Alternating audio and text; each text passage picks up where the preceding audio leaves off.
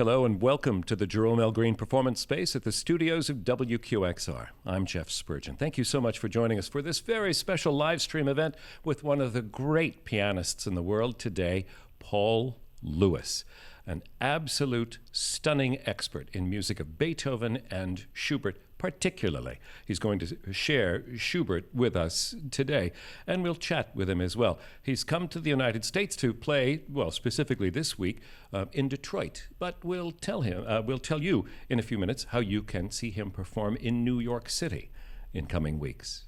But let's begin right now with a performance by Paul Lewis from the Green Space. This is the opening movement of Franz Schubert's B major Sonata, number 575 in the Deutsch catalog. So, live from the Green Space at WQXR, pianist Paul Lewis and Schubert.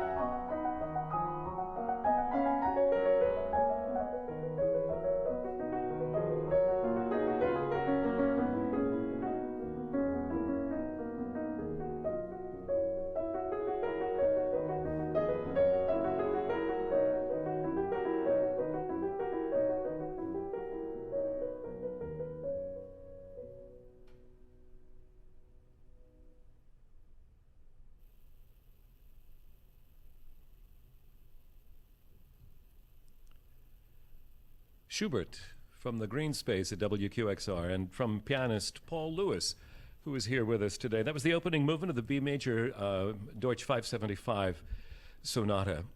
Paul, I hear Schubert talking to Beethoven in that work. He builds so much out of that little bum-ba-dum, bum-ba-dum. That motif just appears over and over in this opening movement. Yeah. And yet Schubert also can't stop himself from singing. There are snatches of songs all through that thing. That's right. Everything Schubert writes relates to the voice somehow. You know, there's this vocal quality that runs throughout all of his piano music. But this sonata, this is a relatively early piece, and it's kind of experimental in a way. You know, there are some shocking changes of key. And you know, Schubert was a virtuoso at modulations and harmonic progressions, but he's really pushing the boat out here. You know, this young Schubert really seeing what's possible. Yeah, showing what he can do. Yeah. Well, let's talk about you a little bit. You are one of these musicians who spring up from nowhere, which is to say that your family was not particularly musical. And so the gift appeared in you. And did you have to struggle to get them? You started on cello. We can talk about your decision to change instruments, but did you have to fight your parents to get into music? And did you have to fight yourself to get into music? Not at all. You know, my parents, like you say, they're not musicians. They didn't know anything about classical music, but they've only been totally supportive, really, from the very beginning. I wanted to play piano because I felt that was physically my instrument, but there was no piano teacher at the local school, so I played the cello. I was just rubbish at the cello. Are there any recordings? Oh, are you kidding? Of the cello? No. Oh my God. Well, actually, now you say that, yeah, there are some recordings of school concerts and things like that. They're under lock and key. When did the piano bite you? Did you have the desire for it before you got to know it? Do you remember? Yeah, I would go into the school assembly hall and in break Noodle times around. and that kind of thing. So I always felt drawn to the piano, but really my musical upbringing was the local library, which was well stocked with LPs and cassettes back then in the 80s, as it was, and that's where I discovered this music. Yeah. And yeah, I didn't struggle with that. I just knew that I wanted to be involved in it. It's just amazing to hear the stories of how this gift unfolds in people. I think it's so amazing and unpredictable. You are also deeply connected to Beethoven and Schubert, and how did those guys get a hold of you? How did you meet Schubert? Well, I mean, going back to that library, the librarian who decided which LPs to stock it with, he must have had a preference for Germanic repertoire, because that was really my first contact with Beethoven and Schubert and Mozart and Haydn and so on. Then in my teens, I went to Cheetham School of Music in Manchester, and when I sort of did lots of practice and found that I could play things like Prokofiev Toccata and Balakirev Islami and Mephisto Waltz, and Just those things that people toss off. The easy stuff. Well, you kind of find that you can begin to play these things for the first time. It's quite exciting. So I became a bit obsessed with that. But then when I went to music college, so from about the age of 18, kind of reconnected with this Germanic repertoire. And how did you wind up studying a little bit with Alfred Brendel? Well, it was in my third year at music college at the Guildhall in London. He came to give a masterclass, and I was one of the students that played to him. And afterwards, he just said, let's keep in touch. So that was in '93. And the rest of the 90s, I would go to his house maybe 5-6 times a year and play to him. What did you learn from him? What did he teach you? That's a really difficult question to answer. So many things. I remember the first lesson, the first time I went round to his house, I played him Liszt Dante Sonata, which was a piece that I'd been playing since I was 15 and that I thought I knew. And we spent 5 hours on it straight through, and I got back home and couldn't even find the notes anymore. So, there was an overwhelming amount of information. But really, if I were to put my finger on something, it was, he was a great pianist, one of the great pianists of the 20th century, but it was never about that. It was about music. How he could play the piano was really related to what he wanted to do musically. It was never about the piano. And that was, I think, the strongest example that I took from those lessons. Again, when we speak with violinists about studying with, say, Dorothy DeLay, it's the same answer. It's hard to describe what these great teachers share with us, but somehow they help you find yourself as a musician. And I guess that's one of the great jobs of a teacher, is to not stuff themselves into you, but to let you discover what you have within you. That's it. I mean, I think, great teaching is all about enabling that student eventually to be their own best teacher. And Alfred, of course, is a huge musical personality, and it took me some time to work through that and kind of translate some of it into my own language, I suppose. Right. So did you learn that, did you leap at the Schubert as a big block? It was like, oh, I have to have more of this, just as all Schubert diet for a while to sort of get it into your hands and into your person? Or did you learn all these sonatas over the course of many years? I learnt them, I'd say from my late teens into my early to mid-20s. So I'd played most of them by then. And the first time I did a series of any kind was in 2001, when I played actually what I'm doing now, all the completed sonatas. So Schubert was my first port of call for a year of total immersion in something. What an exciting thing, and we all get the benefit because of the recordings that you've made. Can we ask you for the second work? Sure. All right. This is from Deutsch 537, A minor Sonata, second movement. Anything you want to say about it before you bring it to us? The theme in this piece is a theme that Schubert used later on in his life. There are a few themes that he used more than once in his works. So you would think that those themes meant something to him. This is very kind of, this cozy, let's all sit around the fire and tell a story kind of theme. That's how it appears in this piece. Later on, in the late, great A major sonata, of which I'll play the first movement later, he uses it in the last movement of that, and it has a completely different feel to it. It's all nostalgia and a bit of regret, That's from later in his life, too. So that's right. Part of that progress, too. So this is also a sonata from his early years. He's 20-ish, something like that? Yes, that's right. He's still finding his way, but still able to produce pretty great works such as this. Yeah, pretty well developed even as a young man. Yeah. All right, so I'm going to kick you back over to the piano. All right. So this is Paul Lewis with some more Schubert for us. The second movement from the Sonata in A minor, Deutsch 537, live from the green space, straight to you.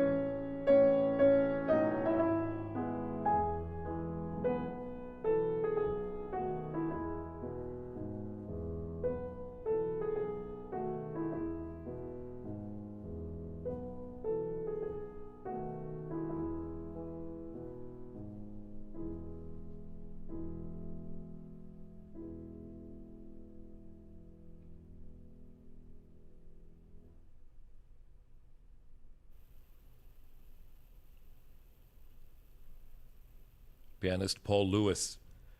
And the second movement from Schubert's Piano Sonata in A minor, Deutsch 537.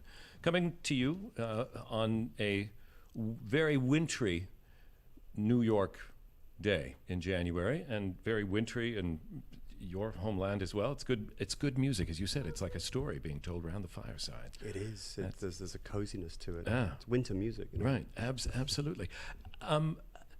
You've worked and lived with Schubert's music for a long time. How do you know him? You know him very well. Can you tell us about him through his music? I wouldn't say that I know him well. Still getting to know him. Actually, you know, these times where I've played almost exclusively Schubert for a year or two feels like a very stormy relationship in a way. It has its ups and downs. I'm still getting to know him. The thing that fascinates me about Schubert's music is, you know, when a lot of people compare it to Beethoven. You know, there's an obvious comparison there. Beethoven always finds answers to things. You know, there are struggles, there are questions, there are tensions, and there's always a resolution with Beethoven. That's what he does, and Schubert almost never does that. He almost never finds the answer. Sometimes you end up with more questions than you started with in Schubert's music, and there's something about that I find wonderful because it's so human, you know, and it kind of reflects vulnerability and fragility of who we are. Well, and I'm touched by the contrast in gifts too. Beethoven could resolve those things, and yet Schubert could write tune after tune after tune that leaves you satisfied and thrilled, or whatever the emotion is in the song. So he was able to do it there. But that's fascinating what you say about the unanswered questions that Schubert raises. Yeah, and well, like you say, you know, Schubert had the most extraordinary ability for melody. Yeah. It's, you know, no surprise that he's one of the great composers of song. You know. Do you have, because I was tempted to, do you have trouble not singing along when you're playing Schubert? Because, well, I mean, it's not Colin Davis, who has sung through entire symphonic recordings, but it would be hard. It's hard to resist it. So many of his melodies in the piano sonatas, you can imagine that there's a text to it, you know, and you kind of, it influences the way you think about how you phrase and how you articulate, because there are vowels and consonants in there, you know. Oh, that's wonderful. That's wonderful. I would imagine that you have people singing along in concert, humming along at times. You must have heard that at some point. I probably make terrible noises when I play. Well, you're in New York. This is a jet lag cure spot, right? Between this and your performances this weekend in Detroit, you're playing the Detroit first Beethoven concerto with Detroit and Osmo Vanska. Yeah. And this gives you a chance to stop in New York and get settled into American time. Yes. So, well, that's a wonderful thing that you're doing. You're also playing a lot of Schubert in coming months. You are doing, let me see if I understand this, most of the late mature sonatas, but you have 4 programs of them, is that right? So it's all the completed sonatas from Deutsch 537 to the end, okay. 537 being the one I just played, with the exception of one of the incomplete sonatas, the Reliquy, which is kind of perfect as it is with its 2 movements. But yeah, I'm spending 2 years doing that in various places, various venues, but I'm very excited to be doing it here in New York for the People's Symphony concerts this year. We're going to mention that. I want to grill you a touch more on this, though, because it is not unusual and perfectly reasonable for a recitalist to present one program in 40 cities or 50 cities over a season, and you're carrying, plus the Beethoven concertos, which I know you have in the palm of your hand, but you're carrying all these Schubert programs, and you're doing them. You'll do the 3rd one this week and the 4th one next week, or you'll do 2, 3, 4. How do you keep track of all of that music? I don't know. I'm going to try my best. I think usually I'm someone who likes to be very organized about my repertoire. So I play this program at this time and then move on to another one. And that's how I've been doing it since the start of this series.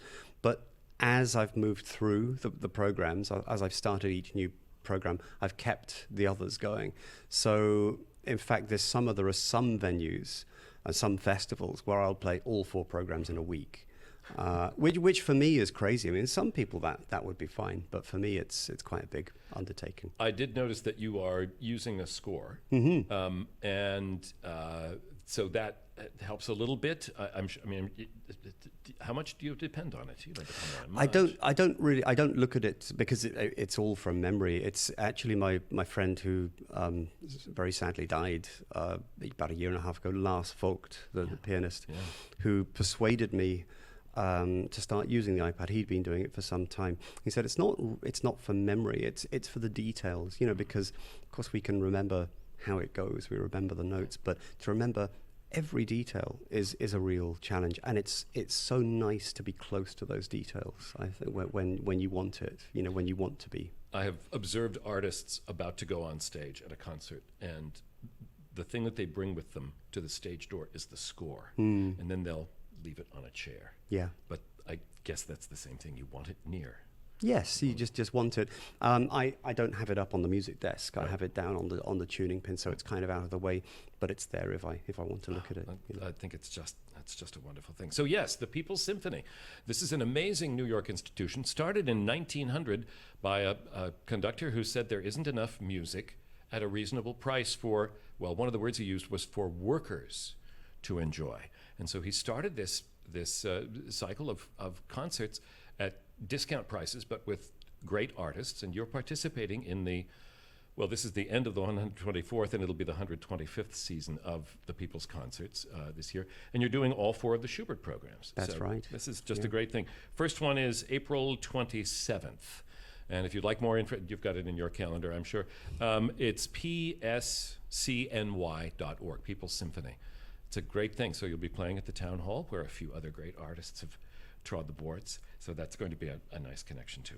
Paul Lewis is going to offer us one more movement of a Schubert sonata, and I think you're going to share with us the connection between what you just played and what you're going to play. Yeah. So if I just demonstrate. So, all right. So, Paul, back to the piano and grab that microphone, and we'll talk about what we heard just a moment ago and what we're going to hear now.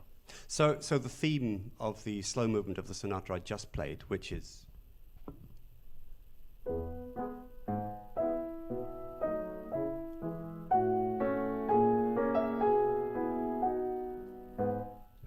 right? He uses this in the last movement of the sonata that I'm about to play.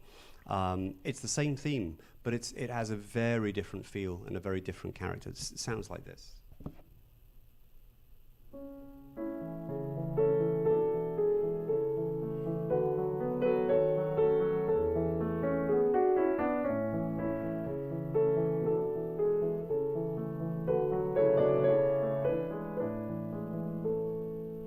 And that's Schubert learning the lessons of life. That's right. Yeah, there's something nostalgic about it. There's something almost regretful in there, and it was that was written just very shortly before he died. Before he died, at such a young age too. So an amazing piece of Schubert's music. So this is the opening movement of the Piano Sonata in A Deutsch 959. Once again, Paul Lewis with us live in the green space at WQXR.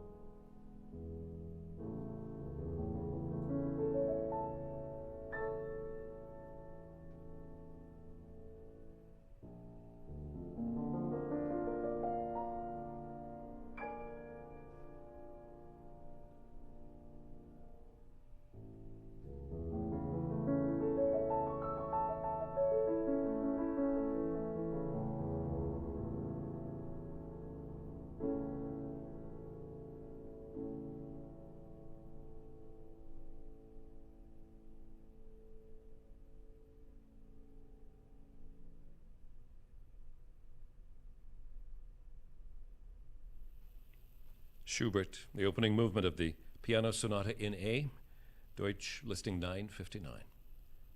We are so grateful to Paul Lewis for spending some time with us here in the green space at WQXR today. You can see him at the end of the week in Detroit with the Detroit Symphony and Osmo Vanska playing Beethoven's Piano Concerto No. 1. And Paul Lewis will be back in New York for 2 dates this spring season with the People's Symphony, April 27th and May 19th at the Town Hall to share 2 of his Schubert sonatas programs. And then Paul Lewis will return in the fall for 2 more People's Symphony concerts to share the rest of those 4 Schubert programs that Paul Lewis has. A celebration of the 50th anniversary of Frank Solomon programming the People's Symphony concerts, and a celebration this fall of the 125th season of the People's Symphony series here in New York City. So many thanks we have to give to Paul Lewis for taking time to be with us today on WQXR. Oh, the People's Symphony, the website pscny.org. You can get the details there. Thanks so much to Steinway for the use of their Spirio piano for this event today. You Spirio people can look forward to this event being available as a Spirio cast in the month of March. And those of you who are saying, Spirio? What? It's Steinway's high-resolution player piano technology. You can go to the Steinway website if you want to learn more about that. I'm Jeff Spurgeon. We have credits to give also to our wonderful crew here at the Green Space and at WQXR. And of course to you, thanks for your support of this organization, and thank you so much for watching today.